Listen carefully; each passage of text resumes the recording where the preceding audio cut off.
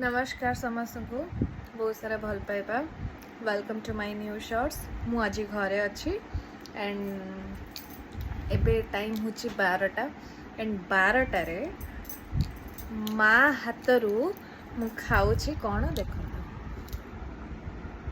भात तरकारी भजा पियाज आलू भर्ता ये सब एंड माँ जिते बड़े मु छोटियाटे थी खुए दौला आज बुढ़ी हो गले